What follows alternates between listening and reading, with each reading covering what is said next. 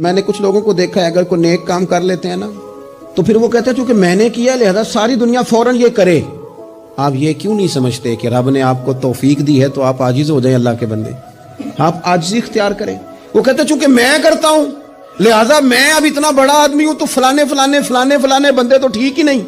حضرت سعدی شیرازی کہتے ہیں کہ تہجد کا ٹائم تھا. پرانے زمانے میں نا لوگ مسافر اکثر رات مسجدوں میں آ کے گزارتے تھے, تو کہتے ہیں مسجد میں لوگ سوئے ہوئے تھے سارے, تہجد کا ٹائم تھا, میں تہجد کی نماز پڑھ رہا تھا, میرے والد بھی ساتھ تھے, تو میں نے اپنے ابا جی سے کہا یہ دیکھو کتنے بد نصیب ہیں, نفلوں کا ٹائم ہے اور یہ سوئے ہوئے ہیں.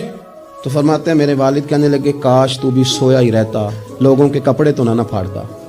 او خدا کے بندے اگر تو نے پڑھی ہے تو تیرا اور رب کا رشتہ ہے, اس کی بنیاد پر تو دوسروں کو حقیر جاننے لگ گیا ہے. علم پڑھے دا مان نہ کریے ماتا کی میں پڑھیا, او جبار کہار کہاوے متے روڑ دے میں دودھ کڑیا.